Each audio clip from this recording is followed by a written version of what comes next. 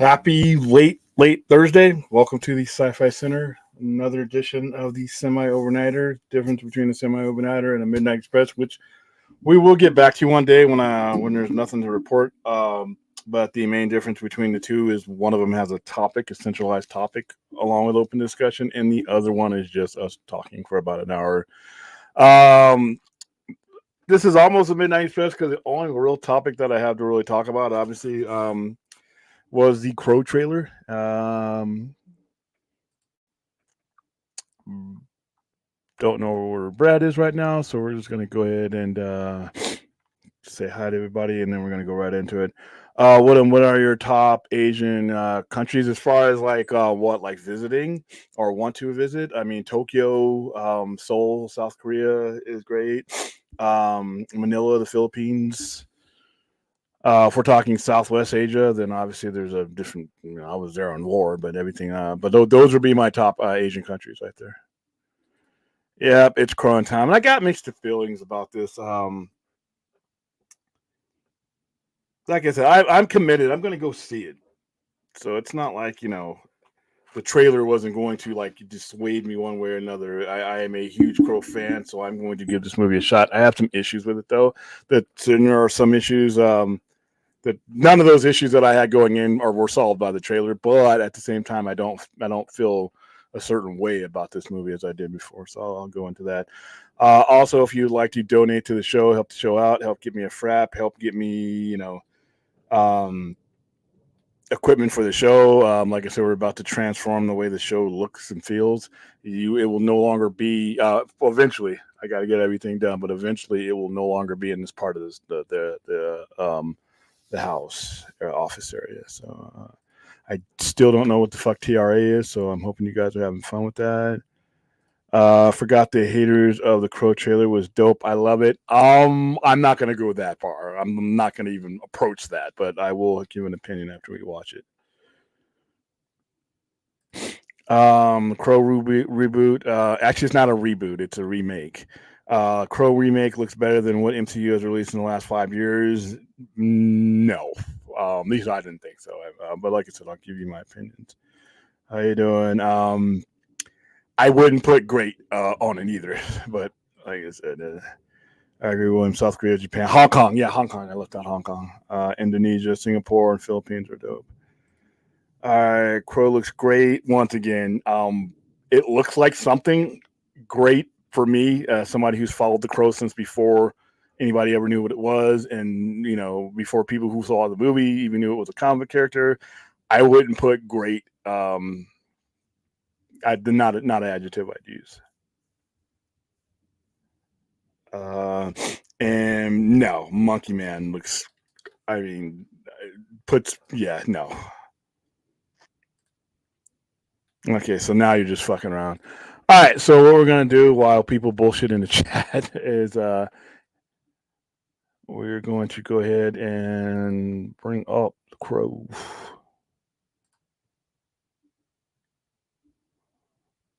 Let's see, before we do this, cancel. I'll bring it up. And let's exit out of that. Exit into this. I hate the way StreamYard sets up their screen sharing these days. All right, so now we're sharing the screen. We can go ahead and. All right, and this is the official Lionsgate one, so we shouldn't get shut down for this. Here we go. What's the first thing you liked about me? I thought that you were quite brilliantly broken. You feel like my person? You feel like my person. What's the worst thing you've ever done? I saw things. I shouldn't have seen any of it.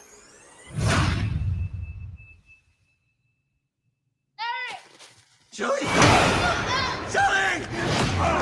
Please don't do that!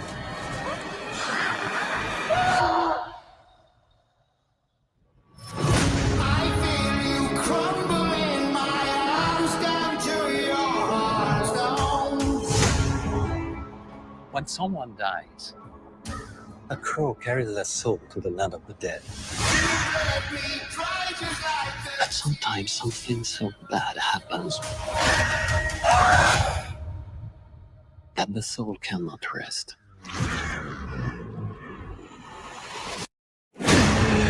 Until you put the wrong things right.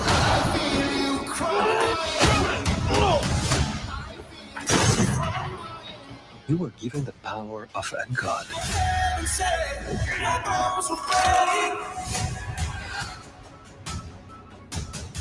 But you're running out of time to save her.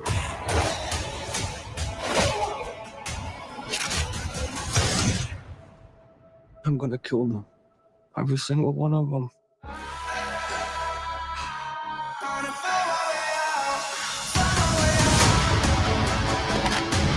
I killed you. Yeah, you did.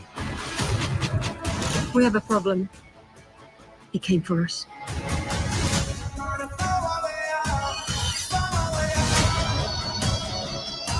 First impulse. Anger.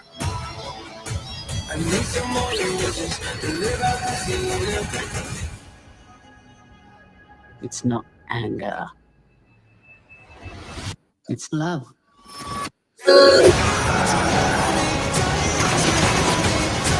Look at what you've become. You know that love promises only pain.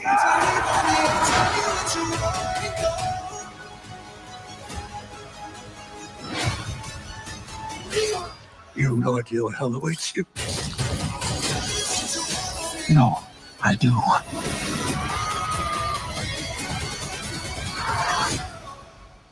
How many people have you loved? I'll never be alone.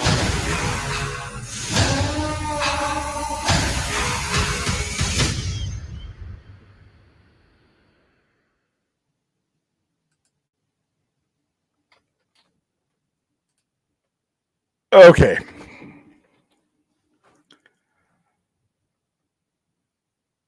So there's two different ways to look at this movie.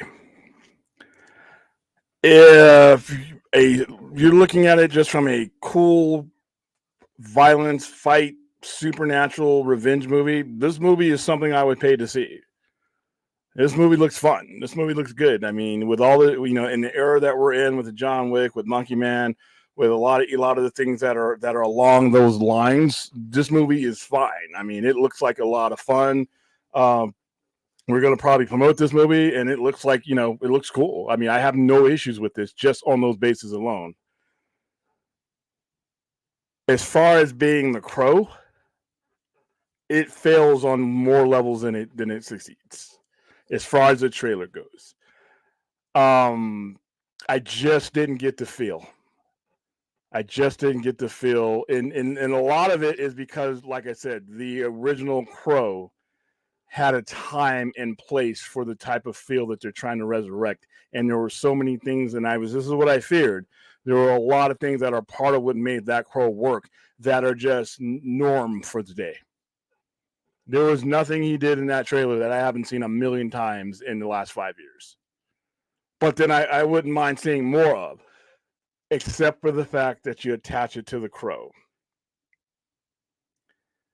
And then you have now this movie right here. If you would have said this was any Crow but Eric Draven, a Crow from a different era, but like I said, it all depends on what your audience is. If your audience is attached to the Crow and the way the Crow is written, the way the Crow is supposed to look, then like I said, as I said before, when I first saw Bill Skarsgård in his makeup, it fails. It fails. You knew when I saw the trailer for the original Crow, you got a vibe and a feel from that you knew what you were going into, and it's just not here for that. If you separate the Crow from it, if you take it and just make it just a normal action, semi-martial arts, shoot 'em up, revenge, I've been wronged, and my girlfriend was wrong, and I lost somebody I love. It meets the basic bill, and this would be a movie I would go see on those bases alone. I'm going to go see this anyway. But once again, there's a certain look and feel that the Crow has that makes the Crow what it is. There's a reason why I always say Brandon Lee. Brandon Lee, if you look at Brandon Lee, doesn't look anything like he looked in the Crow.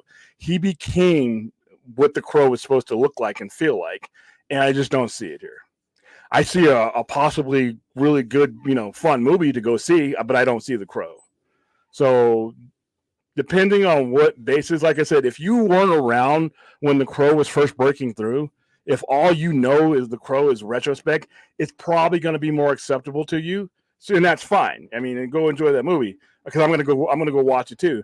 But if you came up reading the Crow, having to tell people, hey, this is a comic book movie, this is guys in comic book. If you came from that generation where that atmosphere was, it doesn't work for me on that level.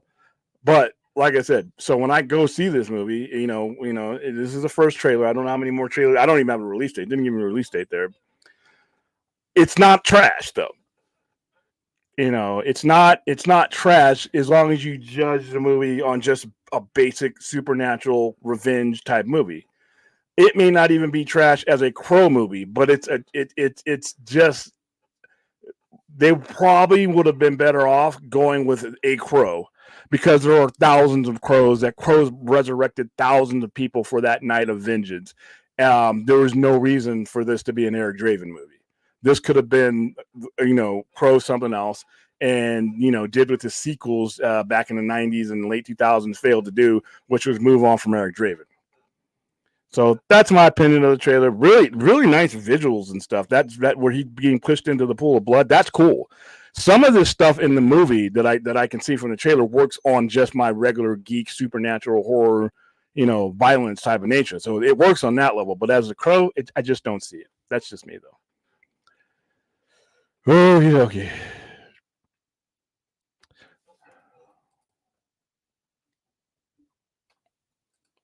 Let's see. All right, let's get to the. Yeah, the dialogue was the dialogue. Be honest with you, where that dialogue felt right for me. 1994. How are you doing, Ray? I would give it 8 out of 10 based on just those factors I gave you. Just as a regular movie that has these aspects of it that of all the movies I've seen, I would give it a good score. Like I said, I would recommend this movie. To a basic fan. I don't know if I could, with a straight face, recommend it to somebody who understands what the Crow is. So that's just me. But like I said, I think this movie, I still think it's going to bomb, though. Plus, it's going out against Bad Boys 4. I think it's going to, like I said, I don't know. I think if I had to bet, I think it's going to bomb.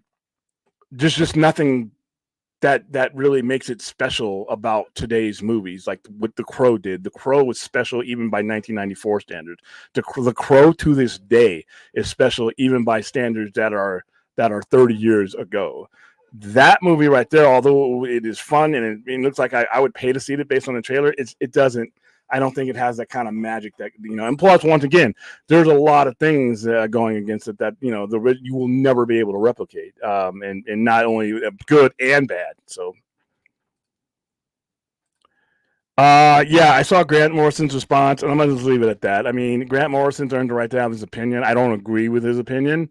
I think once again he's one of the many people who take the question out of context. But he's a he's a Hall of Fame writer. He's earned the right to have that opinion. I don't agree with it, though. Okay, you're on crack, but that's fine. It's legal. Well, you're probably high, but it's legal. You're in California. How you doing, Azteca? William Iotti received solidarity pledge from Global Entertainment. I hope that's enough. We don't need another fucking strike. Jesus, we're already having issues with we're still. It's like a bad cold we can't shake. I mean, damn. Crow meets World. Trailer felt like the movie spun with supernatural elements. Maybe. Hold on. Tweakers everywhere. Yeah, it just looked like a modern era revenge movie to me, and it just didn't have that for me. But like I said, I'll be at the theater. I'll see it. It it would work for me, just like I said, as a standard run of the mill movie. We're fine there, but like I said, it's not. And that's its biggest problem. Its biggest problem is that it's The Crow, and the premise is there. I think they did a good job. You know, the trailer gives you obviously the premise. It doesn't have to do that much because you already know what the premise of The Crow is. But that's about all it does. San Bernardino Crow, yeah. My home. The Crow Stairway to San Bernardino. Although I do not, like I said, San Bernardino. Like I said, it's not the worst thing, and the movie doesn't look like trash. But once again, once you put the Crow moniker on there, then you have to be the Crow. You couldn't do an Iron Man movie with a dude, wearing just some chainmail. It's you're gonna it's just it just has to, how you doing, Chubby? It has to look like what it is. Then don't do the Crow. What the fuck purpose if it doesn't look like Eric Draven? Who the hell is it supposed to look like? Donald Duck? I mean, why do a movie about a particular character if you're not going to do the character? Just do a Crow movie that's like Jim Brown or something, or Carl the Crow or something like that. But it doesn't. I mean, if you're going to do Eric Draven looks like a certain way. If you're not going to do that, then don't do the movie, or don't do the movie about that particular Crow. It's that easy, or that particular character. I agree. Should have just called it something else, but using Eric Draven, yeah, that's not Eric Draven. So I just explained it to you on several levels. How you doing, Mighty Rex? The bad guy is Satan from John Wick film from 30 Days Later. No. And that's fine that it's different, but once again, if you're going to do something different, then do something different. Don't make a remake that doesn't have the look and feel. Not just Brandon Lee's, though. Because if you were going to do a remake, that's fine. But if you were going to go back to the way what the Crow is, that's fine. But you didn't. You did some whatever that is.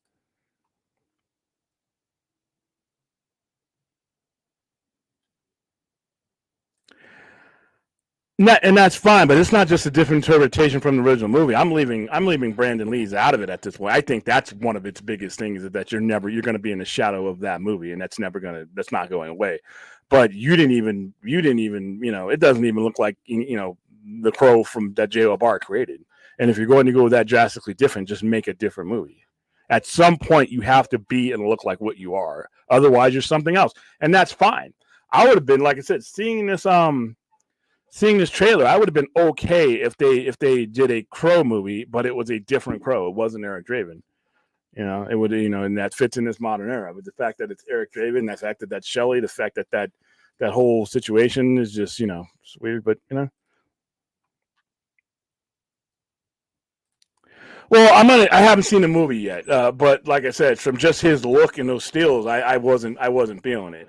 I still am not feeling it as a Crow movie, but as a supernatural thriller vengeance movie full of violence, I'm on. Yeah, it looks great. As long as I don't, as long as I'm not reminded that it's supposed to be the Crow, we'll be fine.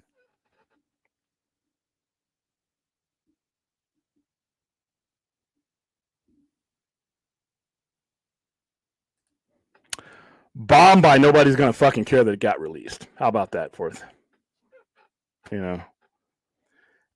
It took a long time for anybody to pick this movie up. This movie's been done for quite a while, and the fact that it took this long to get picked up, and like I said, I still think it's gonna bomb. I mean, I don't know what its budget is, but depending on you, even if you didn't make it for that much, you're giving 35% away from a very small piece of pie. So I don't know. It's gonna get my money. So critically, I haven't seen the movie yet, but I don't care about critics, but if like if people start listening to critics about it, they need to be fair.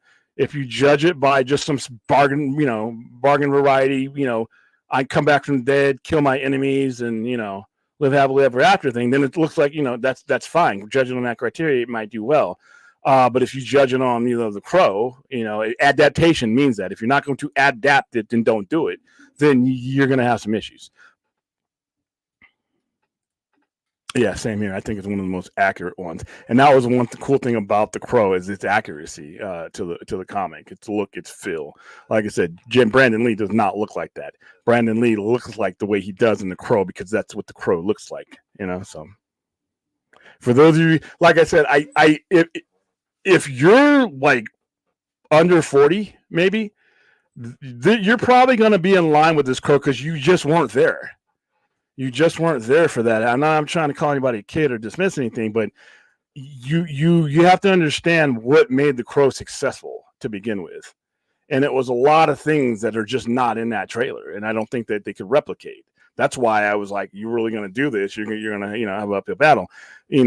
The Crow, made a connection in ways that, that I don't know if this movie is going to. And then, unfortunately, a lot of its success, it was because Brandon Lee was killed during the making of it.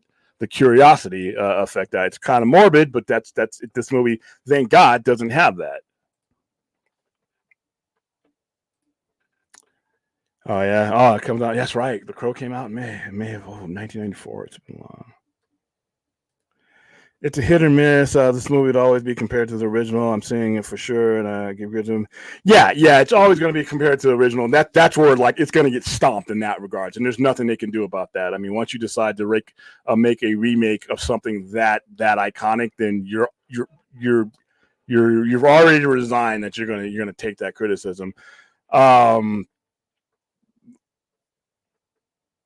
Its success is going to depend on at what lens you judge it on. For me, everybody's going to be different. Like you guys that weren't there for The Crow, that phenomenon when it weren't young or old enough, you're going to have a different point of view about this movie. For those of you who were, you're going to have that point of view about this movie. So just for me, it just doesn't work. It just doesn't, for The Crow. But once again, the fact that I'm just dismissing the fact that it's a Crow movie in order to possibly enjoy it, that tells you something from my point of view. How you doing, Dark Knight? By the way, meant to say hi.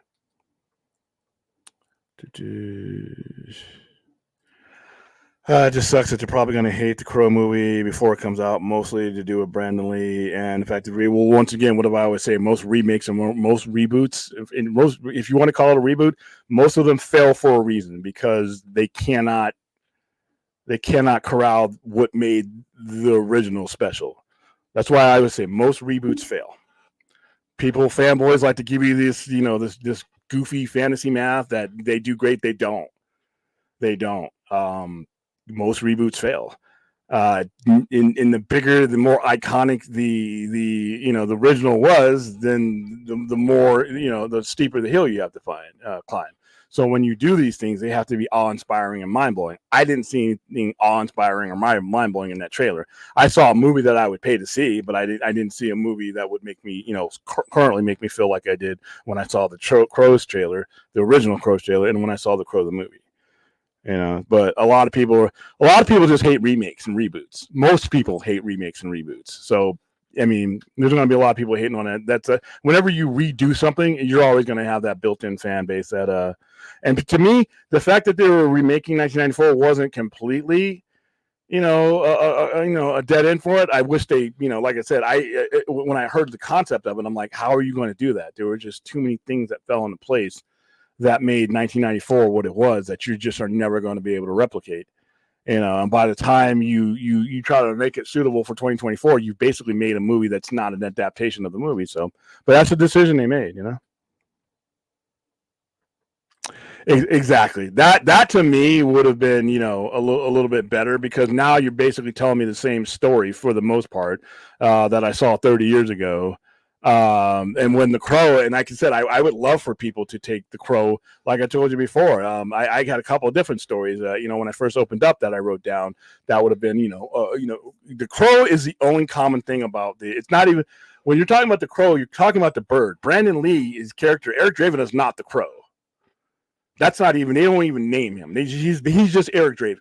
But whatever iteration of the Crow that you picked up, you know, in the comics, whatever, you know, that Crow was, if it was, you know, John Smith or whatever, that's the name of the character. It's not the Crow. The Crow is the bird. The Crow is immortal. It goes hundreds of years, you know, picking out people for these specific reasons. So, you know, and that's the only thing that really sucked about the Crow is that, you know, once they did the original in the movies, they were just so hung up on Eric Draven, whereas the comics, the bird visits other people during other times. A Civil War one, you know, Indian War. I mean, there's all kinds of places that Crow visits, and that's the whole theme of the Crow. But we got hung up with one guy that they've never been able to let that go, even in the sequels. That's what hurt the sequels. Was that on? Yes, I did. I saw it. You put that on the Discord server. I saw it. I didn't even get a chance to respond to it because I wasn't logged in. I was honestly hoping for a faithful adaptation of a real comic, and so was I. And like I said, the 1994 version changes some stuff, but the basic feel of it, like I said, when you read The Crow off the shelf and you watch the movie, they captured the feel of it, and that's really hard to do in a comic book movie, especially one that is that indie, you know. Yep, I'm gonna be there. I'm gonna be there because, like I said, you know, the trailer. There could be things in the actual movie that, you know, the trailer just doesn't capture. Not every trailer pushes you know over the edge, but, you know, like I said before, I am willing to go give this movie a chance in its entirety. But right now, where I'm at, it looks like a great supernatural fight flick, kill flick, you know, violence. But, you know, as far as The Crow goes, that's a different standard. So far. It just doesn't meet for me, but that's just me. How you doing, Ruthie? What's going on? Brandon Lee is the only person that can play the Crow. Yes, it's sad he died, but there are just people using that against him. No, because that's not why. Brandon Lee looks like the Crow. This does not. Brandon Lee did a performance that looks and feels like what J.O. Barr did, and he captured that essence. Judging from this trailer, they did not. That's not the only reason. Other people can play the Crow, but once again, if you're not going to take the effort that the 1994 movie did, as far as that goes, then there's a legit reason to not like it for some people. You know, it's giving me doubts. So yeah, it's legitimately it's a legit opinion that you would use that. Like I said, you know. If it were a Crow movie without it being Eric Draven, maybe it would have fit more, but it's not. So yeah.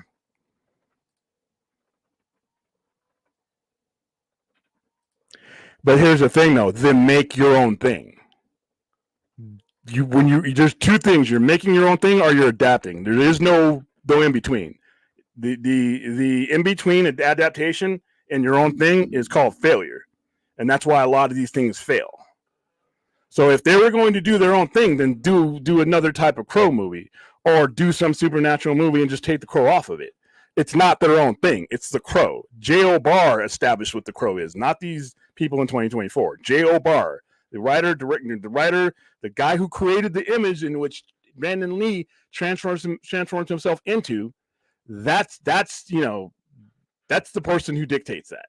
And when you stray away from that, you stray into territory that, you know, you're going to leave yourself open for criticism. Let's see. Yeah, drive safe, Ruth. Get those bodies out of the trunk.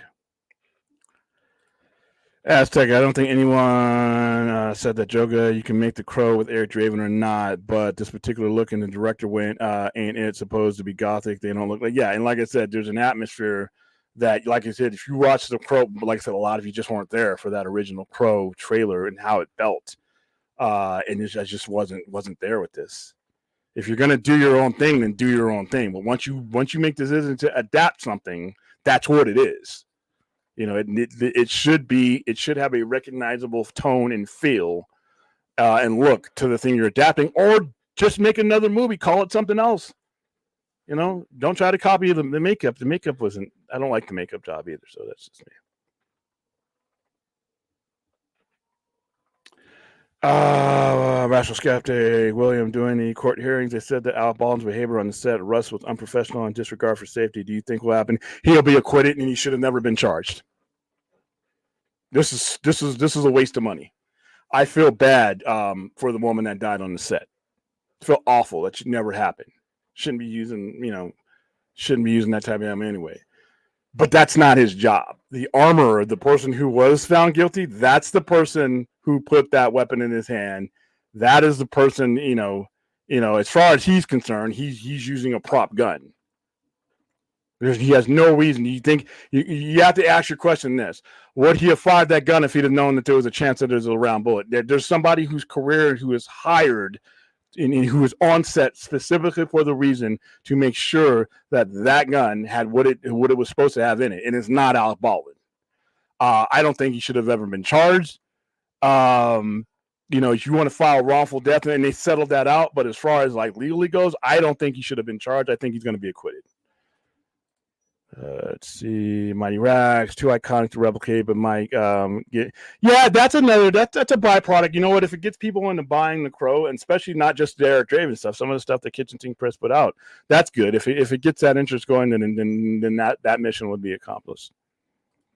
Dirk Knight, my honest thoughts on the trailer. I enjoyed it. I did, but man, I just love the comic and the original. It's missing the city feel like character. It's missing the movie. It's missing a lot. Just in that 3-minute trailer alone, it's missing a lot. A lot to make it The Crow. Not a lot to make it not enjoyable. No, of course, but not, like I said, adaptation. You're either doing the adaptation or you're not. You don't have to go exactly, but you need to be a lot closer than that, or else it's just some other movie. And that's how I'm going to view it when I watch it. I'm going to have fun watching some other movie, and I won't dampen it. If it doesn't give me the look and feel of The Crow, I won't hold that against it. It'll just be another movie, but why not just make another movie? You know what I mean? I hate to say it, but if they made a streaming series, I doubt it would even get half of this amount of attention, but I think the medium would allow the story to become what we want out of it. Here's the thing. If they did a streaming series of The Crow, I would only want, one season or one couple episodes on Eric Draven, and then I think that they should move on to other characters and other eras and show what The Crow truly is. The bird with its powers is what the story is. And each person that he picks is different and distinct, and they look different. They don't look anything like Eric Draven. They may do some makeup. They may brand themselves or tattoo themselves in a way that is significant to their situation, but they're not going to look like Eric Draven. Eric Draven looks like that because if you read the comic and you watch the movie, when he crawls back into his apartment and that mask is hanging on his window, it's the first thing the resurrected familiar thing that the resurrected Eric Draven sees, so he adopts that. That's why that face looks like that. But somebody else in another Crow movie that's not Eric Draven should not have that face paint, But that's what they did in the sequels, and but in the comic books, like I said, there's an Indian. The Indian has not Indian, the Native American. Native American has Native American tattoos and face paint on that is relevant to his tribe and his indigenous population, and there's no mention of Brandon Lee in there because there shouldn't be. The bird is like 1,000 years old according to the myth. How you doing, Barrow? It's good. Eric Draven being a perpetual living death binging stuff would be a cool franchise. I bet we would see traces of that in this movie. Like I said, I guess I just beg to differ on that.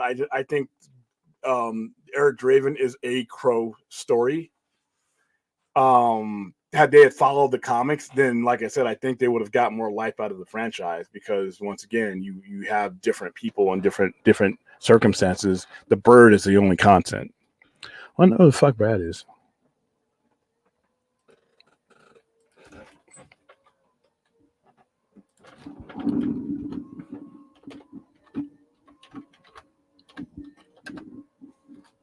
Maybe not.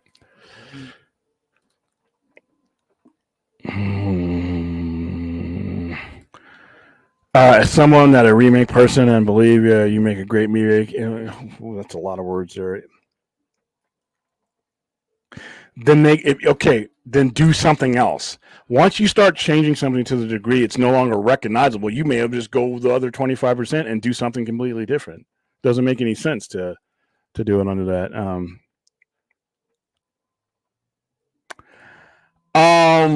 the long hair, just the whole, and those villains look like somebody I would see in like, you know, modern day John Wick stuff. Those weren't the type of villains that he was up against, but that's fine. Then make a different movie. If it's different, you know, don't half-ass it. Go all the way. Change the title. Make a different movie. Adaptation. Once you sign on to that, then do it. You know. You want something different, make a different movie. That's all I'm saying. Like I said, because on its own, it looks like a pretty cool movie. But once you slap that bird on there, I don't know. You know.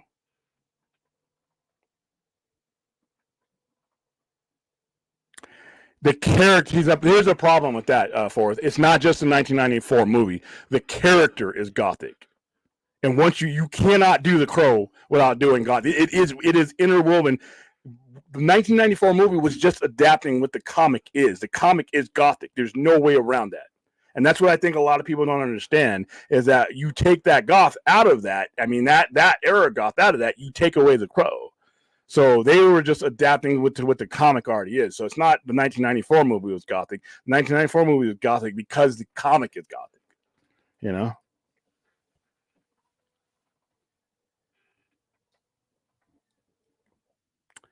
The Crow came out in 1988, so there goes that. How you doing, Aaron?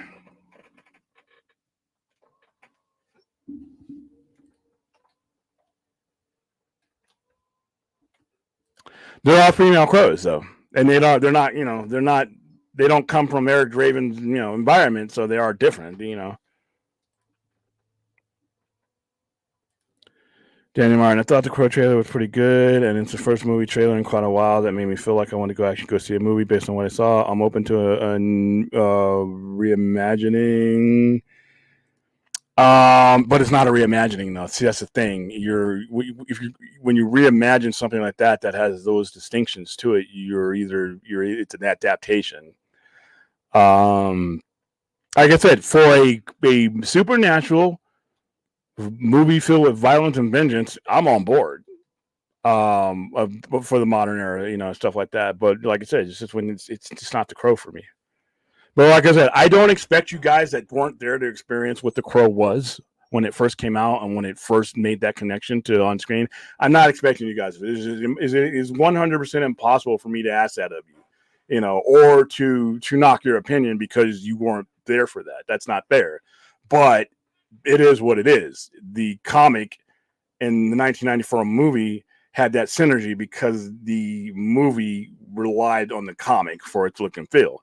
Now you're doing a reimagining of the comic without the imagining. You're just doing something else and kind of just putting the crow and the bird on it. Question one, Power. Why is no video games of The Crow? Because I don't know. Shit, the fucking movie barely got made in 1994.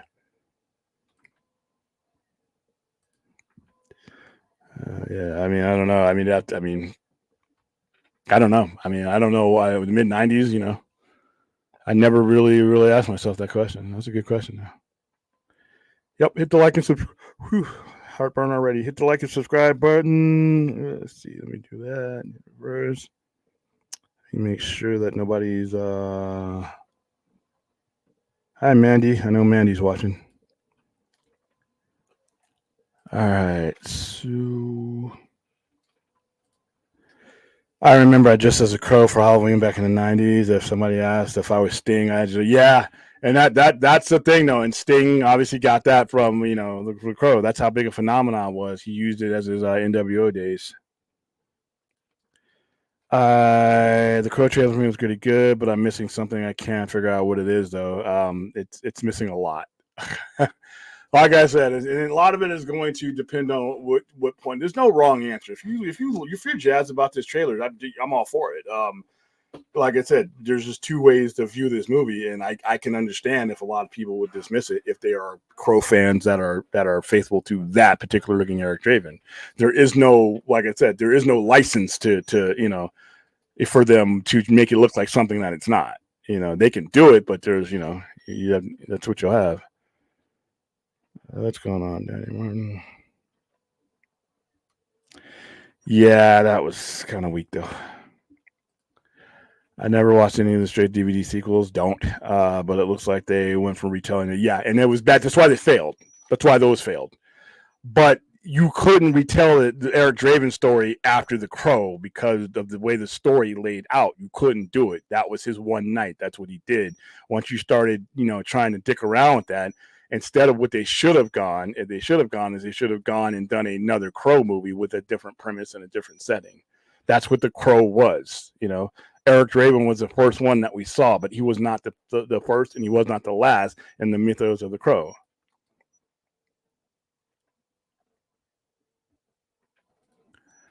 Yeah, Eric is just too iconic of a character on screen for folks to see others as a Crow. And not just that, it's the fact that, like I said, if Brandon Lee would have showed up on screen looking just like Brandon Lee, nobody would have recognized him. He would have been just, he didn't even have that kind of hair, all that, the white make, nothing that. It's not just the Brandon Lee as the Crow. I think a lot of people get hung up on that, like I said before, but it's the fact that that's what you saw in 1994. That is what the Crow looks like. At least that's what I think. But if they're recurring Crow characters together, there's a soft reboot approach. But yeah, like I said, I wish them all the luck in the world. I don't need this movie to fail. I get nothing out of this movie failing. This movie, whether this movie fails or makes 100 million or however it needs to make, the 1994 version of The Crow is always going to be there for me, and the 1988 comic book is nothing changes that. So I'm willing to give this a chance because there's nothing that this movie can do to harm my Crow. So, the visual and the original Crow were kind of corny, but that's the way they were. I mean, right down to the way the way they looked.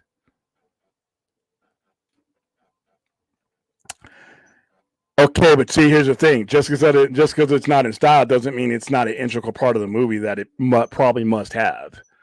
That's what I mean. If you can't transfer the atmosphere, then don't do it.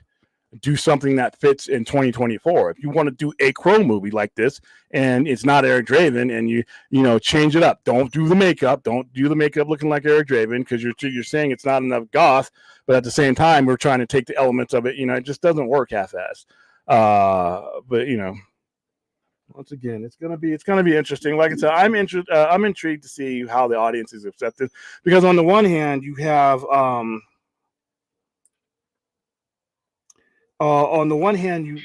you have a modern era of people that are just going to be in the movies like this. Like I said, we're about to see Monkey Man. Looks amazing. The John Wick franchise looks like it does. I mean, there's been a lot of movies that are primed us for this kind of movie. But the thing about it is it's just going to be one of those movies, whereas The Crow is unique unto itself. This movie looks good, but it's nothing unique about it. I mean, it's all the standard stuff. And it's what has become standard stuff in large part due to the original Crow. Like I said, there's no time travel to make this special again sometimes. Okay, so let's see. But like I said, it's all subjective. I'm giving you my point of view and how the two ways that I'm going to do my criteria. If you just came on through The Crow, in retrospect, and this may work for you. And if it does, then once again, I'll be in the theater with you watching it. Okay, see, now I know you need to push the bowl away from the computer there, buddy.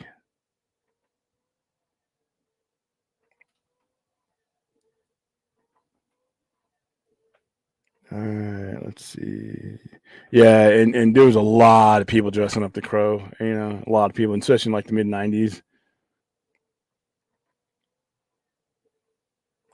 No, I don't even think the budget. This film looks beautiful, by the way. It just, like I said, there's two different standards for me. If does it look and feel, and forget about, I'll even exclude the 1994 version. Does it look and feel like what J.O. Barr created the character to look and feel like? I don't see it. And that dialogue, I hope the dialogue is better in the overall movie. But I don't. It looks beautiful. Like I said, that blood scene was cool. The atmosphere on its own, it has its own thing. But like I said, a lot of these movies have their own thing, and they're not The Crow. So but I don't want to be a gatekeeper. If you want to go see this movie, if this is The Crow to you, have at it, man. I mean, it could make $1 billion. I don't think it's going to make $1 billion. I don't think it's going to make a lot of money to begin with. But if it does make a lot of money and a lot of people make that connection, good. You know what I want you to do next?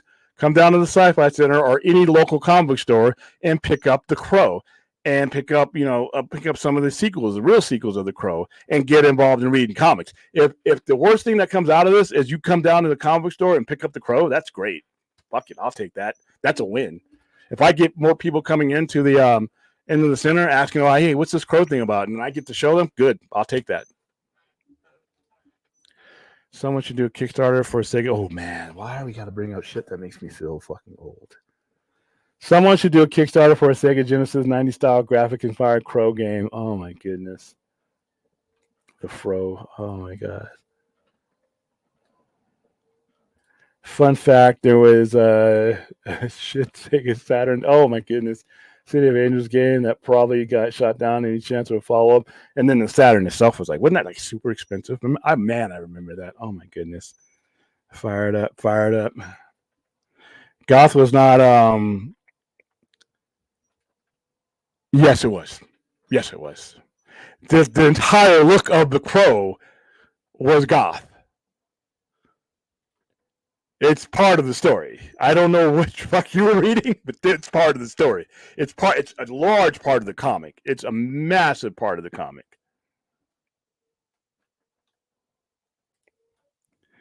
That's true. What about the Crow story? Yeah, and that's what I want to see, because then you don't have to just start doing the goth thing again. Like I said, there are different eras. The Crow is like immortal. He's been around. I would like this, like I said, the Holocaust one where the Crow brings back a Holocaust with. That would be cool, and just killing Nazis or Civil War or World War I, where somebody died, somebody committed a war crime, and one of the soldiers is brought back by the Crow. The Indian one, the one. I gotta stop saying Indian. Native American one was really good. There are other eras. Like I said, the Crow is the bird. It's not Eric Draven. It's not Brandon Lee. It's not any of those guys. It's not Bill Skarsgård. The Crow is the bird. The bird is the one with the power. Remember, the only way you could hurt him is if you were shooting and trying to hurt the bird, and the bird took his focus off of his subject. But other than that, the bird has the power. The bird is what resurrects you. I wish they would do a story about that instead of just a rehash, man. I mean, doesn't anybody got any new ideas? You could actually have come up with a really brilliant original idea and still did The Crow. I just decided not to, so it is what it is. Look who the fuck decides to show up. What's up, man? Did you see the Crow trailer? Yeah, I did. What did you think? Yeah, I'm still kind of on the fence about it. It seems like it's going to be going a lot more into Eric's backstory before getting killed, and it's like, I don't know. I do kind of think there's value just kind of getting to the point, again, or just hitting the ground running as far as his revenge mission is concerned. Yeah, like I said, it looks great for a movie that is not The Crow. I mean, I'm going to go see this, and I'll probably have a lot of fun with it. But you did it. Why you could have just named it something else? Yeah, that Skarsgård's going to be awesome in it, though. Yeah. But I just don't buy him as The Crow. I buy him as a really cool dude that's going to kill a lot of people and do what modern movies are successful with as far as the gun work and everything else. But as far as like, okay, then just make a movie about that, and just take the makeup off with whatever that Mad Max shit he's got going on there, and then and then make that kind of movie and just name it something else. But you know what? They decided to make an adaptation, and once you decide to do that, you take on those responsibilities of adapting it. It's just me. Yeah, my friend Ashley is like, she's. I think I'd mentioned her. She's the big Crow fan that I know. She texted me early. She said, "Yeah, I got to get bed early tonight, but tomorrow I'm going to give you a call and talk about this." And she's probably going to have a lot of she's going into it with a lot of skepticism, a lot of trepidation. So, how old is she though, if you don't mind me asking? No, she's about my age. She's about mid-30s. So how old were you guys when the movie? So you guys saw that movie in theaters, right? Or no, I don't know if she did, but I don't know if she did, but I did not see it back when it was in the theater originally. Okay, but do you remember what it was like when Brandon Lee died? Do you remember how things were? Actually, no, I don't know if I remember that well. Like all the media, yeah, Yeah, it's probably too young. Yeah. So what I'm gonna, it's gonna be interesting here because all the people that I talked to today, obviously, comic store type of deal, who saw the trailer. If you were there when that atmosphere was propagated, and not just the 1994 movie, but if you understood The Crow in the vein, in the way that J.O. Barr presented it, they were on one side, and then the people who were just modern moviegoers who know of The Crow, who know of Brandon Lee, they were of a different side. And I can understand that completely. And I don't know. Like I said, I don't think it's going to do very well. And if it does, I mean, I'm not rooting for it. If it does, great. Like I said, the more people that go, the more laymen that go see the Crow. I'm hoping it sparks a conversation about the Crow, because then I got these Crow comic books sitting on the shelf. Hey, why don't you come over here to my as seen on TV section? Oh wow, look at that! It's the Crow, and it's a trade paperback, so you don't have to spend $1,000 or whatever it costs to get on them, because those are low print issues. Here you go. Here's one for your friend too. And when you're done, it's a trade paperback. You know what you can do after you read it, brand new Crow fan? You can hand it to that person you went to the movie with. So at worst case scenario for me is it sparks a conversation about the Crow that I didn't think I would be having 30 years later. Even if it doesn't, because guess what? Just because Lionsgate didn't, or whoever made this movie didn't present the Crow, I can present the Crow to you. Here's this book. This is it. This is what J.O. Barr meant for this character to look like. Tell me how you feel after reading that. I'm very interested in, how you feel, just like I was when I would be handing the trade paperback to people in the mid-90s. Because like I said, a lot of people, once they found out, they went to go see the movie first, then they found out about the comic, and then the comic started shooting up. So worst case scenario, this could not look like we have the feel of the Crow for me. I go see it. I enjoy it as a supernatural fight, John Wick, gun fu type movie, and it just never meets the Crow standard, but it still brings people into the conversation about, so this is a comic, huh? You sure was. Go ahead and read this. And I hope you're not in the greatest of moods, because this is going to bring you down, because the book is depressing. The Crow comic is, I don't know if you ever read it. The Crow comic is like, because it's a coping mechanism for J.O. Barr and a lot of people, and he meant it as a coping mechanism for people dealing with loss. And when the end of the day, and that's the premise that this new one it's dealing with loss. He loses Shelley, but it's done in a certain type of way, in a certain type of tone, and the movie matches it. That's the difference between one adaptation and another adaptation. It's, can you adapt the tone and how the writer meant for you to feel when you read this story?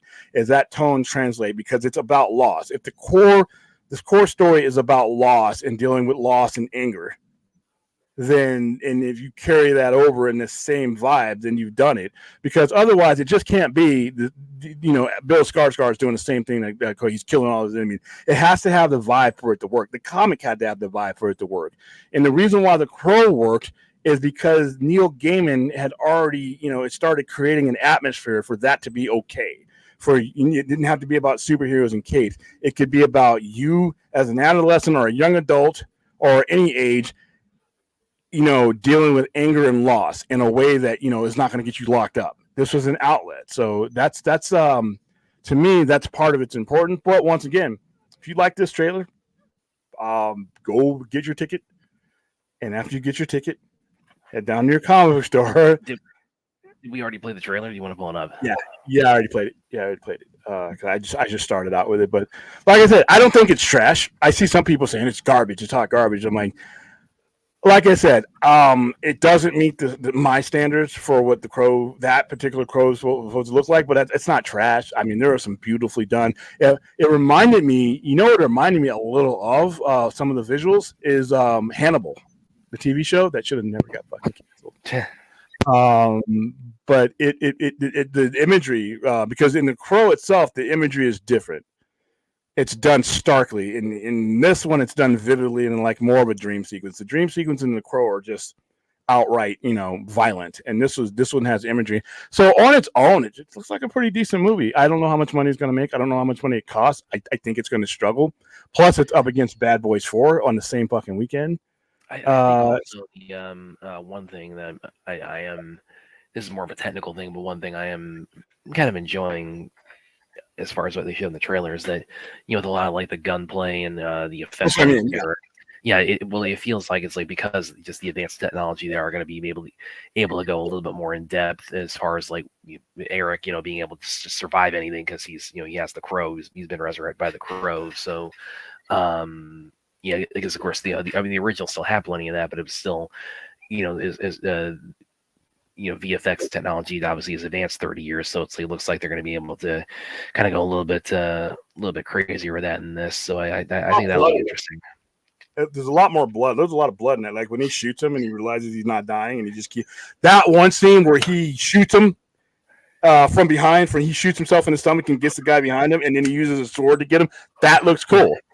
That's the kind of shit I could go for no matter what. But once again, I'm going to have to forget.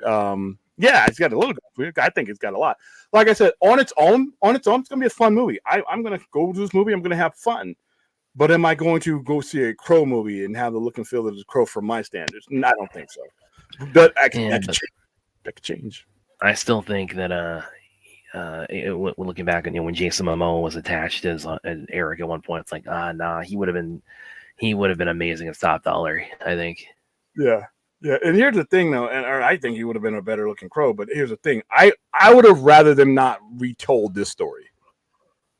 I would have rather them not retold this story. I would have just rather them give me the bird, get it, give me the crow, and give me someone else. Let's make somebody a star. Let's tell the Crow story, because that's what the Crow is. That's what the myth of the Crow is, Yeah, this I wasn't aware of. Was it for this one or the original? Like Keanu was under consideration for Eric Draven? I think earlier on. I think for the original. Okay. Well, in which case that's not. Well, no, Keanu might be dead. So yeah. So it's. I mean, it's. No, I don't want to say that. It's probably. And your prophecy about Keanu or Bruce Lee or Brandon Lee, if he was alive, being John Wick, that's just creepy. Next question. He literally dodged a bullet there. So. Wow. That's crazy shit.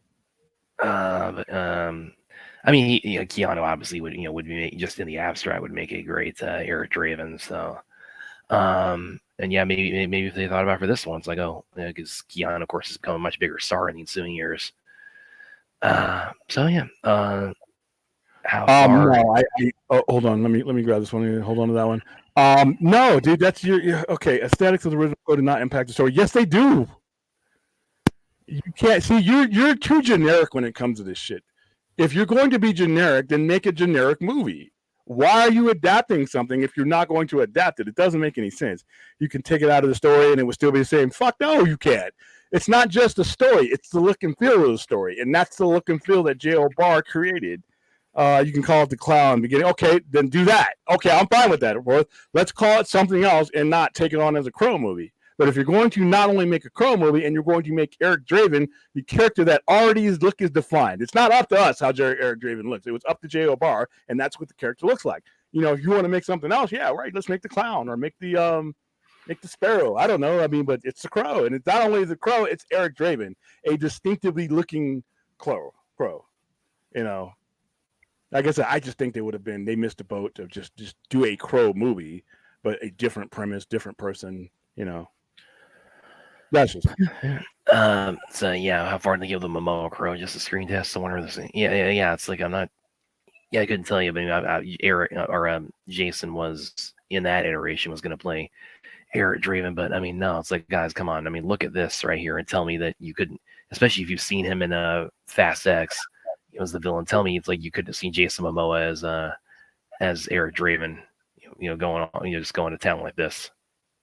Oh, you're talking about Top Dollar? Yeah. You said very good. Hey, you! What's your name, Skank? Feel that? I feel like a little worm on a big fucking hook. I feel like a little worm on a big fucking hook. Okay, we can only play so much. Be damn proud of you. Yeah, I just want to get that far with it. But I can just see him delivering that. I feel like a little worm on a big fucking hook. Well, boy, your mama must be damn proud of you. All right, William, these studios need existing IP to latch onto. That way they can sell the board agreeing budget. Yeah, okay, good point. The existing IP is not Eric Draven. That's the unique thing about it that really gives you a lot of room. It's the person is not the IP. The IP is the Crow. So you got a lot of room to work with here. You know what I mean? And you know what? You bring back the Crow, and you just forget those sequels were ever made. You kind of Highlander to it, and you tie this Crow because he's tied directly to that movie and that legend, without ever having to retell that story again. If people want to watch that story again, go watch 1994. But you have the leeway. You literally have 1,000 years, like Predator, like a Prey. You could literally do what they did with Prey because the Predator's been coming to Earth for that long. We didn't need Arnold. We didn't need Arnold in every Predator. We didn't need Danny Glover in every Predator. We could have done without Predators because The Predator was a fucking horrible movie. But Adrian Brody, the constant was the Predator, was the Yata, the alien, right? And we switched it up. That's what they have. They can still do this with the Crow. And like I said, a Crow HBO Max thing or something like that, that's cool. And like true it's an enemy. If you want to spend, the year on Brad, the Scargiver, as a Crow this year, and then me the next year, but different circumstances, right? It's just not, and we should never look the same. So like I said, this Crow in this trailer works if you were going to go with that premise, but you didn't. You went with Eric Draven, so you kind of like either going one way or the other. I would love to see them do the Native American Crow. I love that story. I still have that in the store somewhere, and people will go with it. But and then you make your own thing. Each person has the tool of the Crow to write their own narrative and make it look, and you still keep your built-in audience because it's still the Crow. You'll probably have more people going back to Brandon Lee's Crow and getting the book than anything because you're putting a new, stand on it. I just think that's the way they should have done it. But once again, I still have 1994 Crow and the book, no matter what. No matter whether this movie makes $1 or makes 800 million, I still, I'll look at it and it looks like something I could like as a standard movie. Some of that shit looks really fucking cool. It's just like I said, I'm going to have to judge it on an abstract and a generic, point of view because to me it just doesn't feel like the Crow, and I'll reserve the rest for when I see it. I don't know if you just talked about this, but this kind of floated about today. Oh, not the pitch. William Patty Jenkins said DCC isn't interested in doing a Wonder Woman film anytime soon. Because, of course, we've seen news that she's back on doing a Rogue Squadron again. She was talking on a podcast a little bit about Wonder Woman. And first of all, I think this maybe does speak to your theory that, they are going to, they are heading towards a JLI because Wonder Woman traditionally is not part of JLI. Well, that and I don't think they're interested in doing another one with her. With Patty or with Paul? Patty. Yeah. This isn't the first iteration of DC that that kind of killed her Wonder Woman. Her Wonder Woman without Zack Snyder producing it and setting the tone. Because remember that one that you see in BVS is the one that you see in Wonder Woman. I think the further it gets away from that BVS tone, and that Wonder Woman 84 was just an awful movie. And I guess who else isn't interested in seeing her do a Wonder Woman film anytime soon? Me. I would have loved to see Gal Gadot do it again, but under the right direction, under the right story. But once again, I mean, the two things I would like to have seen with her is the Kingdom Come thing, but also I wanted to see the Battle of Themyscira with Darkseid. I mean, but I don't need her to do it. I don't need Patty to do that. Tell that story. I can tell that story in the cartoon. All right, next one. Yeah, well, I mean, I think probably also this kind of, this year kind of also speaks to my idea that, I mean, because you can't like bench Wonder Woman indefinitely, just like with Superman or Batman, you can't do that with when you're doing it, a DC franchise on film. So, well, you have, but I mean, apparently it's not going to involve Diana though. So, well, not it's out there, but there's no use for the Amazons unless you're going towards Wonder Woman. There's no use for Themyscira unless you're going towards Wonder Woman. So, it's kind of. That's your Wonder Woman. He's just telling it from a different point of origin. but there is no use for the Amazons and the DC Comics on their own without a Wonder Woman or a Wonder Woman story. So the fact that he's doing that tells you you're getting that's the story that's going to give you your Wonder Woman. You know. Yeah, I mean, well, that also, I mean, caveat, of course, that we've had. It's like, yeah, we got another merge and we got all this other baggage, so it's like we're still taking the. Oh yeah.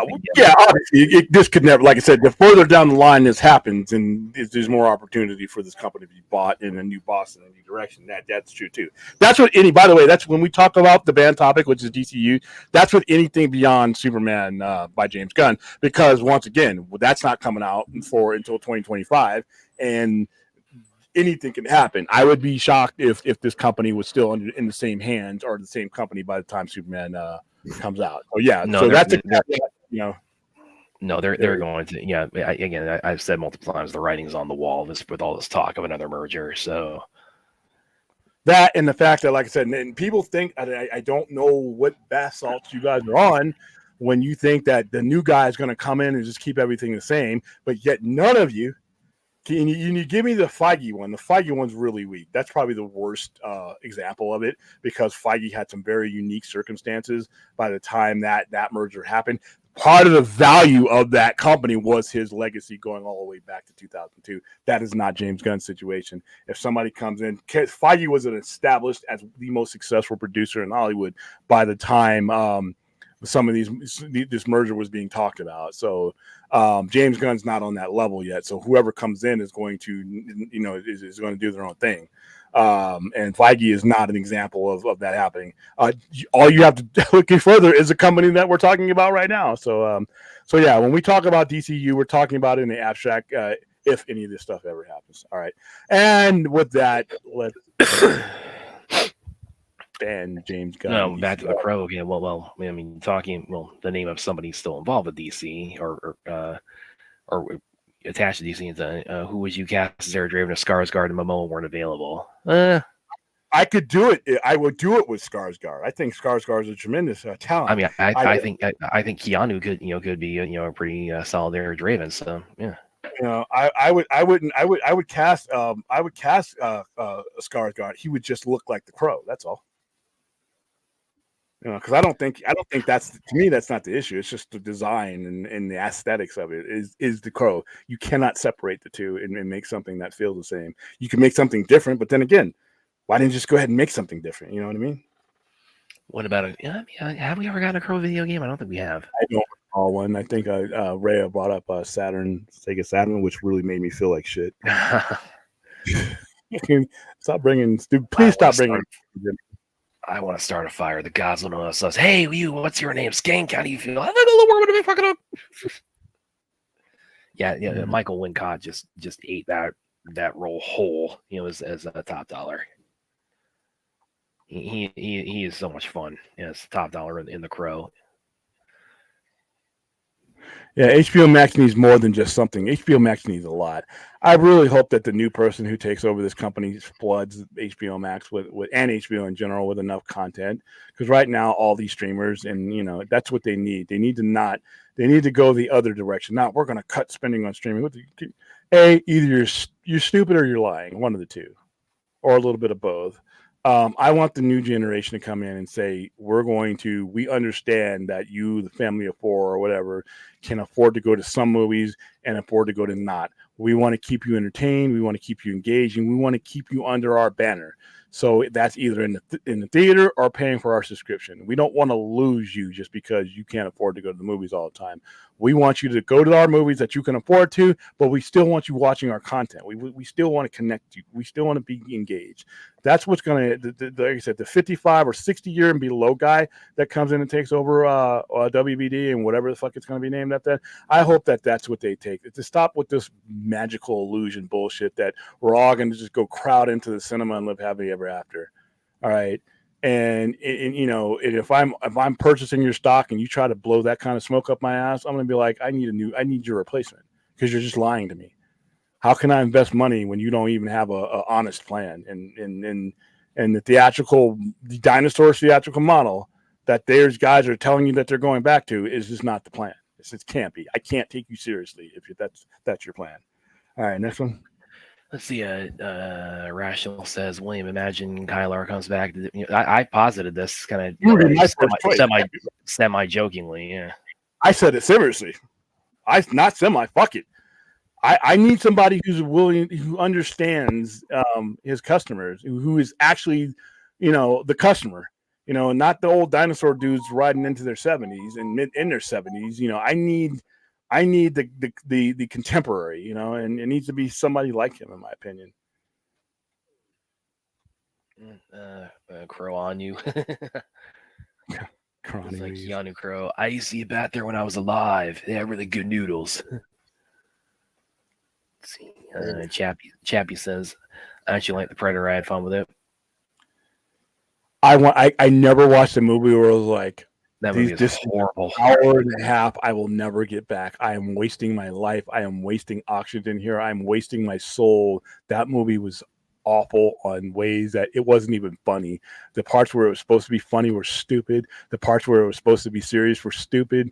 The ending was one of the dumbest things my eyeballs have ever laid on. And it's like on TV, on streaming, on anything, on any platform, the ending of The Predator was probably one of the worst movies. Like I said, it gave Howard the Duck a run for its money. It gave Dude Where's My Car a run for its money. Those two movies, Dude Where's My Car was designed to be a stupid movie. I don't know what the hell they were doing with The Predator because it turned into very stupid. I'm sorry you liked it, but hey, Alpha was dejected. Next one. Yeah, no, I was very happy when we got Prey after that because Prey was like Prey got screwed. It didn't get a theatrical release because Fox was afraid that people were thinking about this Dread movie that they had released a few years later. So yeah, thanks a lot. It's like a venereal disease. Keeps on getting. I mean, one way or another, it's like Prey is like it might be better than the original Predator. I mean, it is that awesome. I'm not there yet. It's up there, but I'm not there yet. That original was that was made the year you were born. So I was already a science fiction watching horror geek at that point, and that movie is an all-time classic amongst science fiction movies, period. So, and Prey is really good. Don't get me wrong. I just don't think it reaches, just my opinion, reaches that level. But it's really good. I would love to see more of movies like The Prey. That's damn sure because they nailed it. It's the closest to the original because of the way the legend, the myth, and how they treat each other. And obviously, you had a Native American with Billy in the original one, and then you have her, and they all go on these legends and myths. And it's kind of cool. You have this high tech science fiction. Armored character, but you're still using magic and lore to describe him and battle him, which I enjoyed on both movies. Let's see, was there a ton of studio influence for The Predator? Yeah, there was, clearly. I mean, you can't miss it. You can't excuse that movie on studio interference. There's nothing there than that movie. That movie looks like it needed more to be interfered with. It was a horrible movie. I don't think there's some things that I think studio interference changes the course of movies. Obviously, I don't think there's any course that movie could have taken once it was conceived that would have made any difference. That movie it hurts my head. This is not. Hey, the Predator's banned. It's banned. I gotta ban it. It just hurts. Yeah, Predators from 2010. That is awesome. Though. I do love that one. I would have seen more of that. Adrian Brody. I love that movie. Oh, I want to see more of that too. With the idea of like the Predators setting up like this planet as a game preserve, and because I love any of the Predator movies that kind of take a more of a dive into the Predator culture, and that one's set up. It's like they have these warring fat different Predator tribes. And the fact that they wake up, I love the way that the movie starts. They wake up and they wake up like as they're in free fall. Yeah, I think that was kind of cool. Reyes says, I'm buying all the $8 stock at WB and putting William on the chair. Yeah.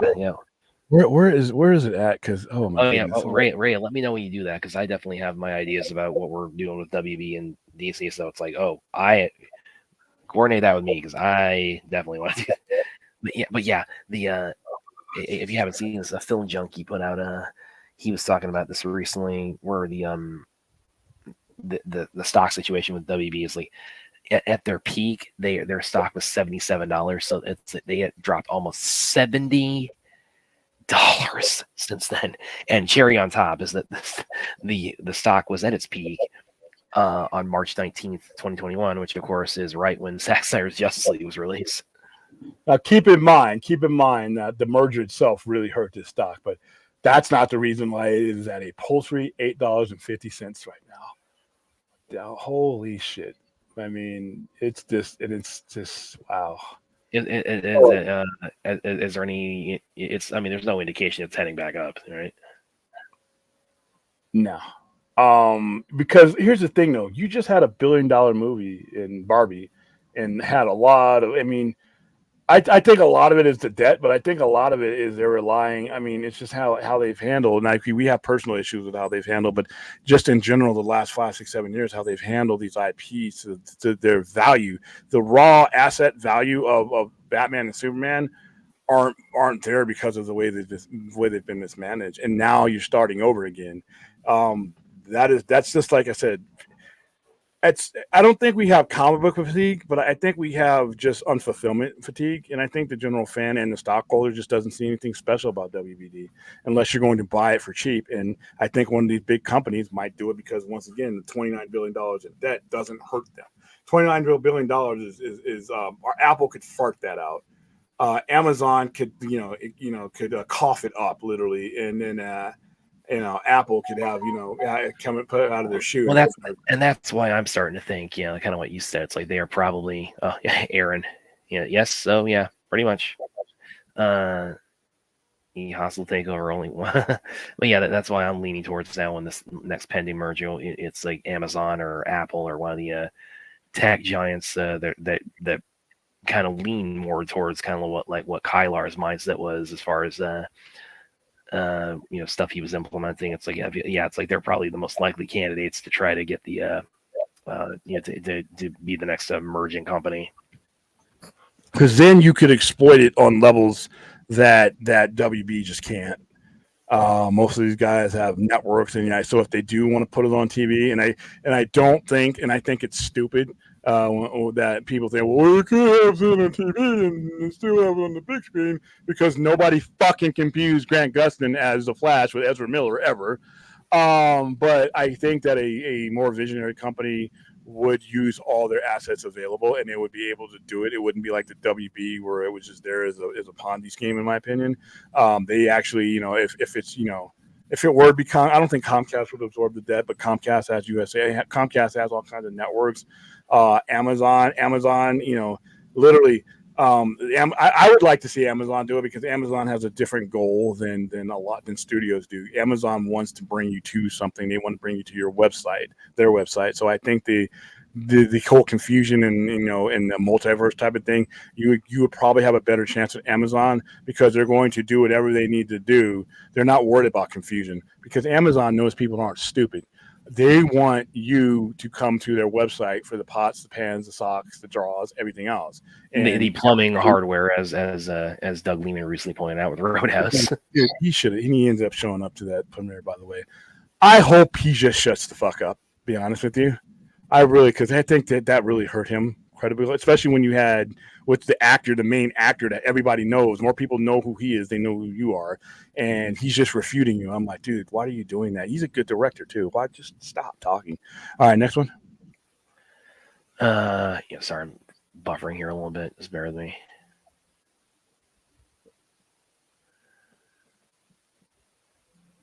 Oh, damn it. You might need to pull this next one up.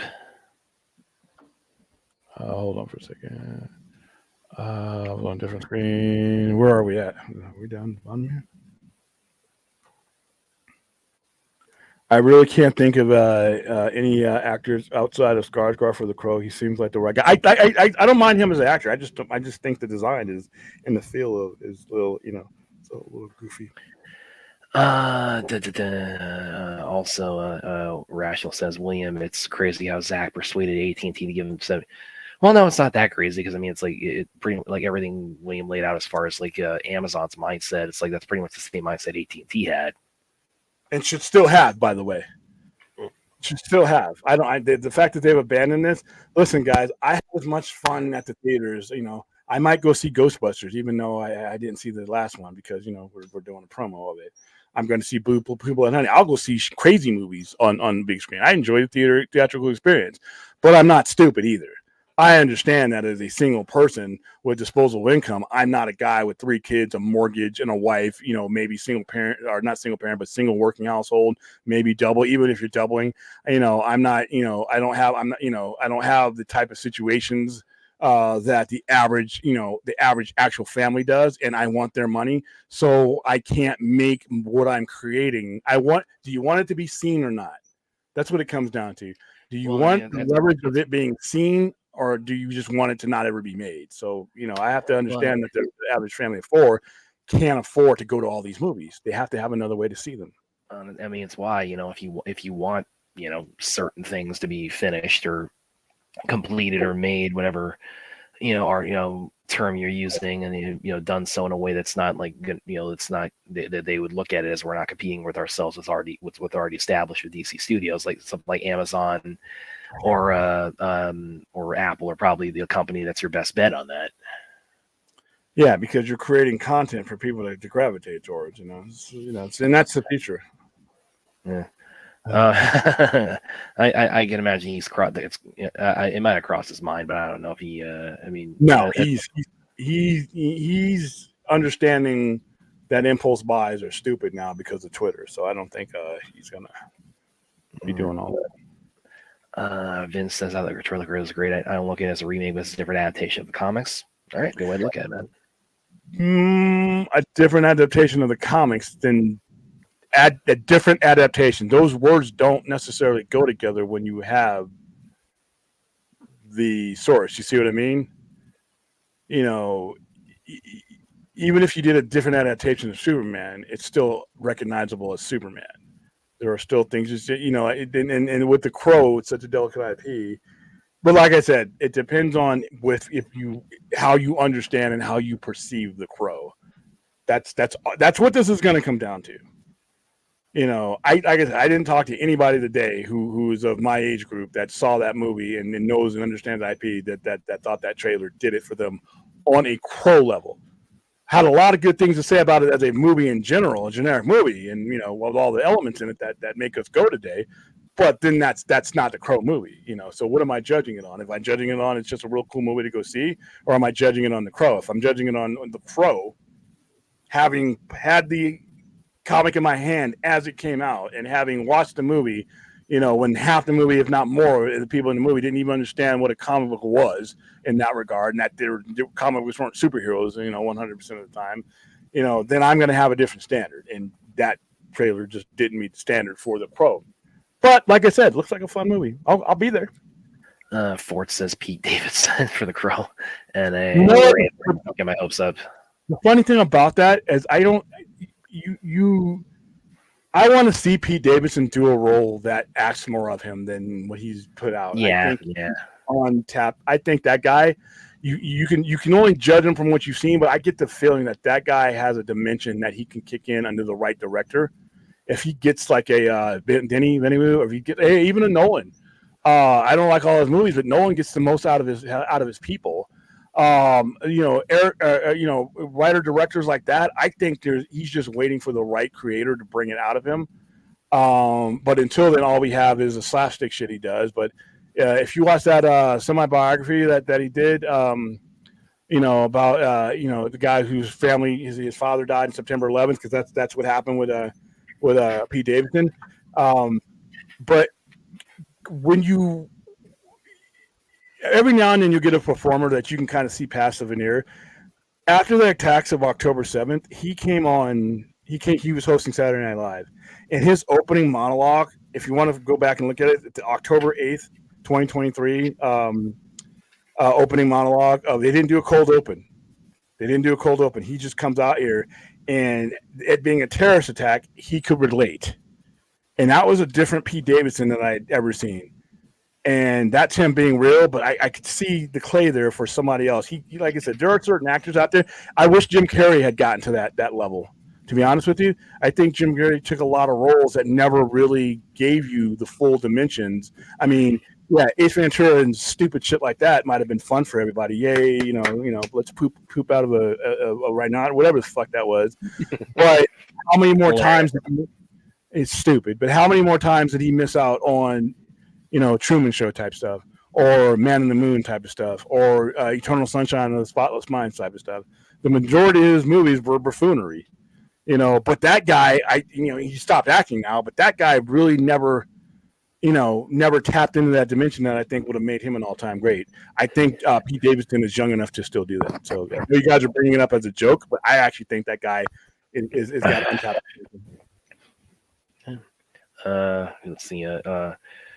Who would play Pete Davidson's wife to meet the trash again? Kim Kardashian, I'm assuming you're talking about here. Florence Pugh. Oh, yeah. I can see that. Let's see. Kanye could be the villain. I feel like you could plug that statement. That guy needs to get mental help before anything. I know we make fun of him, but there was a time where I thought he could do something to himself. I thought he was an doesn't care about black people. That was funny though. I remember sitting in the airport, coming back home. It's Hurricane Katrina, and he's like, Mike Myers his turns like he totally didn't see that coming. Mike Myers was like, he didn't know what to do, and then he starts talking. They just quickly cut over to Chris Tucker. Yeah, Chris Tucker was like, what? And he was like, wait, I'm live. That was so funny, but that was non-deteriorated. Connery. I'm gonna pull that up. Because that is actually pretty hilarious. Kanye Yee or whatever he calls himself, Ye or what is it? What the hell? Doesn't he have? I mean, is he going to be running again in this election? No, he ran on the birthday party last time. He needs to run. To the asylum.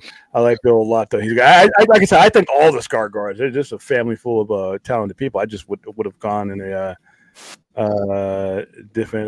The buffooners put him on the map. Okay, that's one thing. What puts you on the map doesn't necessarily need to define you. Fireman Fred, let me tell you something. Fireman Bill, that's fine.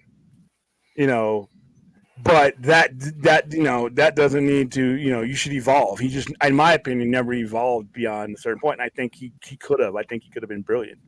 Yeah, here it is. Yeah.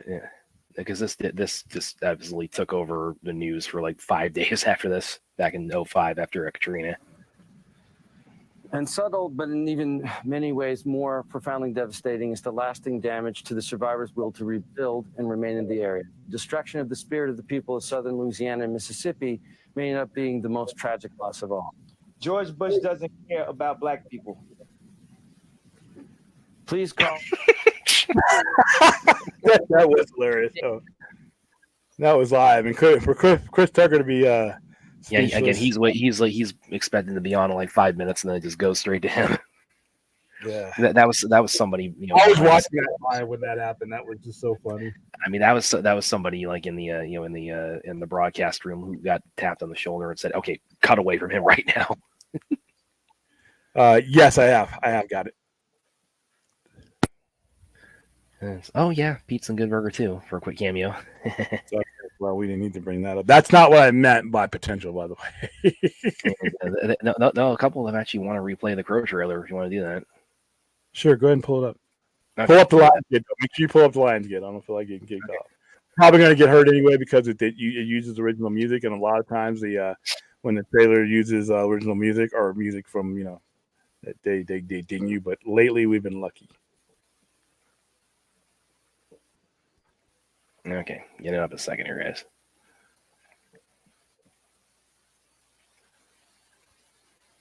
That's the one. King of Staten Island. Yeah, I thought he was really good in that. Okay, here it is, guys. So here we go again. Is the Crow remake trailer? What's the first thing you liked about me? I thought that you were quite brilliantly broken. You feel like my person? You feel like my person. What's the worst thing you've ever done? I saw things. I shouldn't have seen any of them.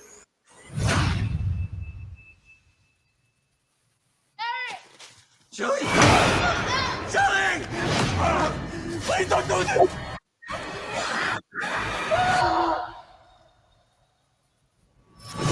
I feel you crumble in my arms, come to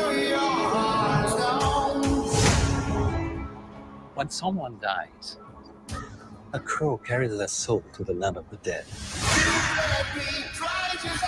But sometimes something so bad happens that the soul cannot rest.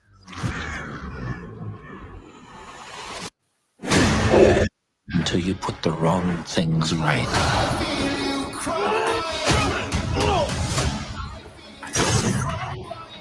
You were given the power of a god.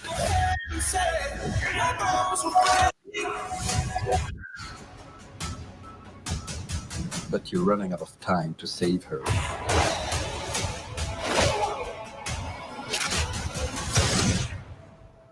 I'm gonna kill them. Every single one of them.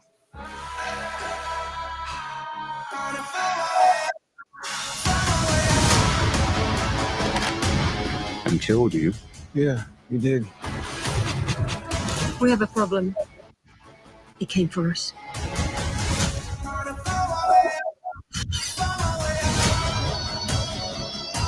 First impulse. Anger.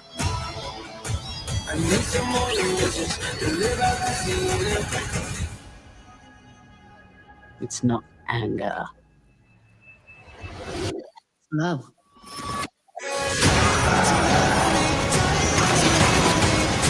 Look at what you've become. You know that love promises only pain.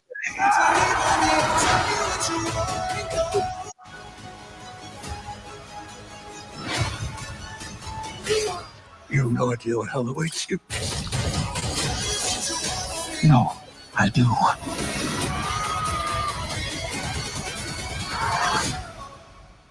How many people have you loved? I'll never be alone.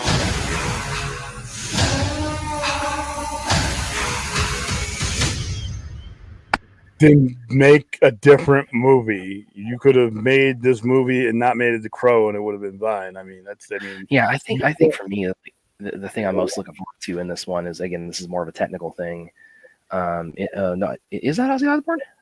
I think that is Ozzy Osbourne, isn't it? Well, I'll find out when the copyright strike. Don't worry. But I think the thing I'm most looking forward to, and again, this is more of a technical thing, is it does look like they are having more fun as far as like playing around with different ways to show Eric's invulnerability, because where he's shooting. Well, that's gun. Dude's head was like, Yeah, where it's showing a lot more like the blood squibs going off, because it's like the original. It's like, again, they had that. First of all, the original was still a fairly low budget movie, and like I mean, obviously it holds up very well today. We're actually literally coming up on exactly like May 13th. Yeah, because I got the Wikipedia up here. May 13th, 94. So we're coming up on 30 years in about 2 months here since the original. So it holds up very well. But some of the effects on the like with Eric, when his hand gets shot and he's laughing at the guy as it heals, it's definitely the effects are definitely more a product of the early 90s. So it's like, I feel like, yeah, this is like that as a technical aspect. That's something I am looking forward to. And this is they're going to have the resources and the technology at their disposal to show more of like Eric, getting shot, like machine gun fire, and it's like and blood, just the impact of the blood, but it's like he's still able to take it all, because he's been resurrected by the Crow. He can survive anything. Also, the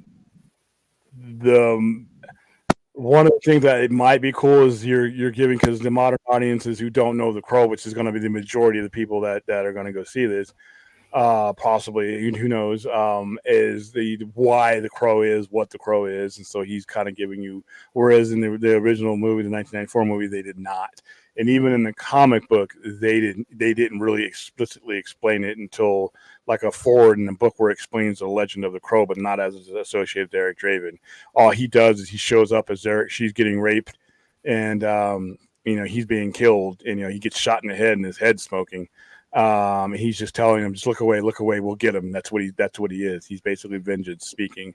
So they've replaced the Crow talking in this part, because in the original movie he didn't talk at all, but you completely understood, what it was. Well, it's the second time I've seen it, and I still feel the same about it. Like I said, it looks like a really fun movie. It looks like a good movie that has a lot of stuff in it. But once again, as long as I don't judge it on the Crow criteria, which me, if I have to do that, then why did you make the Crow? That's what I think also it's like the thing that, and again, it's just seeing the trailer, but the original, one of the things that really stood out and still stands out about the original, because it takes place in Detroit on Devil's Night, but it's like the original made the city a character itself. I mean, the city is so fire.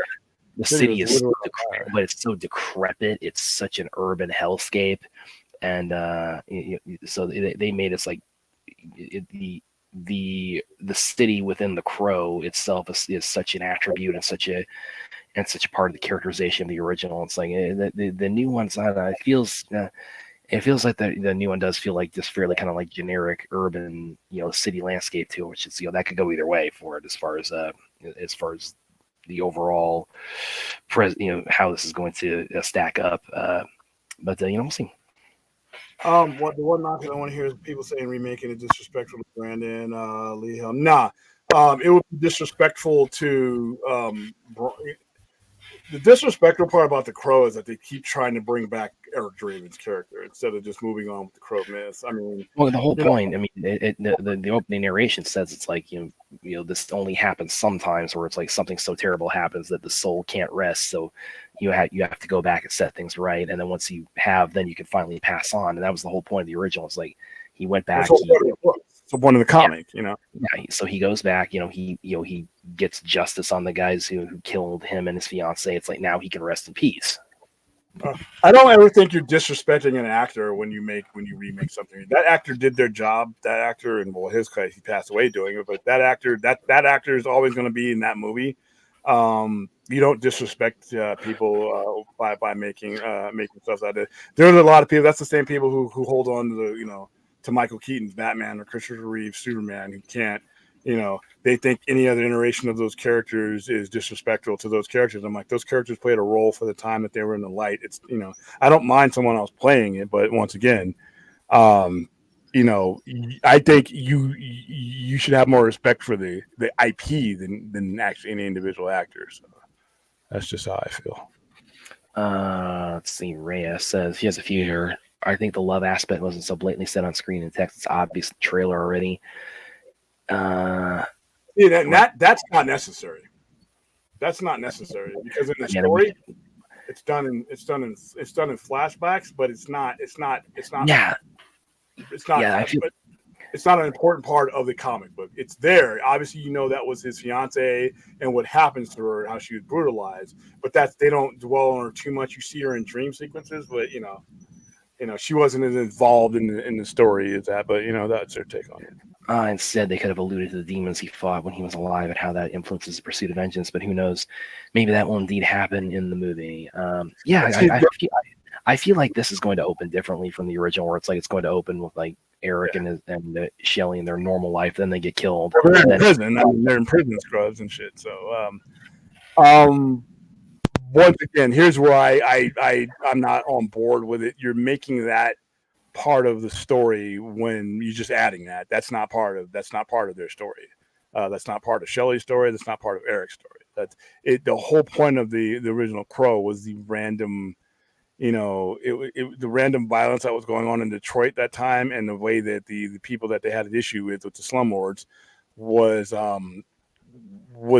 what they did was hidden amongst that random violence of that night. They chose that night to kill him. No one would hear the gunshots. Nobody would would care. And in the movie they did that. In the book, the way she dies and the way he dies is differently. They're out in the park, and it's random violence, not targeted violence. It's random violence. And the other thing, like I was saying too, about kind of showing off his healing ability and his vulnerability, because the original, it was limited to the effects at the time, but it still did it really, really well in really creative ways. Like I'm gonna pull up real quick. This is my favorite instance in the original, like how Eric shows like how he can, he can just shake off bullets and things like that. This is my favorite one from that.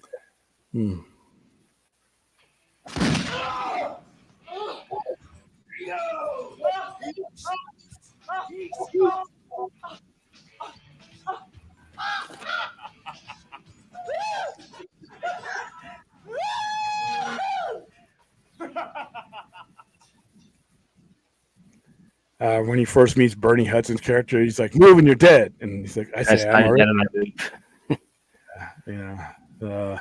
Yeah, it's like I said, it's just going to be an opinion for me, Not that I know of, Patrick. No, they're usually the bird. The bird only has the power to bring one back at a time. That is his power. That is his focus. Is one singular person that he brings back. I think the ending is still super ambiguous in the trailer, but the shot of him walking down the tunnel with the actual crow would be the closest shot serves as setup to a sequel. Yeah. But even if this movie takes off, so if the movie takes off and you're given license to do another one, do a different crow story. I don't want to see Eric Draven ever again. Let's do the crow. Aaron says that prison scene in the trailer looks stupid. Yeah, that is true. Pink. That's like an area. See, one crow fighting each other, isn't that called murder? That's hilarious. All right, guys, that's where we're going to go ahead and wrap it up. We're going an hour and 45 minutes, and it's Saturday or it's Friday, so a lot of my energy is going to be expended. So, all right, thanks for joining me on this journey of what our perceptions of the crow is. Like I said, if you enjoy this trailer and you're looking forward to this movie, once again, I'm perfectly fine with that. I'm looking forward to it in a different way that is not associated with the crow. I'm going to go see it. It looks like a fun movie. It looks like a visually beautiful movie, just like The Crow was in its own way. Like I said, I'm going to be a little bit different because you're talking about something I held in my hands before anybody ever thought of adapting it. And then when it was adapted, it was adapted true to form. So a different take on it. And as far as I'm concerned, I don't know how much more different you can become before you just start. Why don't you just come up with an original idea and make your own supernatural movie? That's just me. So that's where I lie on it. Let's go to The Crow originally, like I said at the beginning of the stream, became was a device that J.O. Barr used to get over the death of a friend. A lot of people have used both this and, like I said before, the Sandman. A lot of people got into comics because of books like this, because they could not relate to what was going on with the bright four-color fantasies that were a comic book. Books like the Sandman, the Dreaming, the Crow allowed people to make a connection to comic books in a way they would not have been able to do so before. And you know what? This may be hyperbole, but I think things like Neil Gaiman did and what J.O. Barr did and comics of that ilk probably saved people's lives when there wasn't a 988 suicide and crisis lifeline, when there wasn't the internet, when there wasn't ways to gather and help dig ourselves out of the mental holes that we find ourselves in. So in many ways, the Crow, that's what the Crow represented to me and the people of my age group at the time. And that to me is part of the look, that is part of the feel that is the Crow. That is irreplaceable. But once again, everybody's going to have a different take on it. Brad, where can they find you? You guys can find me on Twitter and Vero. You guys can find me here and there on Facebook. You can, of course, check out all my writing on all these topics, whether the Crow or all these other nerd topics we discuss here. And, of course, you can find me here on the Sci-Fi Center. In fact, I was actually just about to inquire what the watch party plan is this weekend. I'm assuming it involves another terrible, scary movie after another awesome DC Comics movie. So we're doing scary movie number 4. We're almost done, Brad. And then we're going to do Max Fleischer's Superman serials, which is cool. We're doing that after the cartoon. We're doing that's after. We're finally switching the order to the order they should be in. Okay. No, we'll be doing that first. We'll be doing that at 2:00, and then we'll be doing the scary movie later on in the afternoon. The good thing about the Superman cartoons is they're public domain, so we can actually watch them on the screen. We can actually have it on the screen if we want to. So, thank you, Aaron. For the great stream there that you got. Yeah, you said the same about the stream. She says it's about just about every stream we do. So we're glad we're doing that. That means we're doing something. We're doing something right, I hope. We're glad that we're on such a roll. So thank you, Aaron. All right, guys. We'll see you at some point. Probably for next time you'll see me will be Nicotina and us will be doing our midnight crossover tomorrow night at 12, probably 11:30 a.m. or p.m. All right. See you later. Later, guys.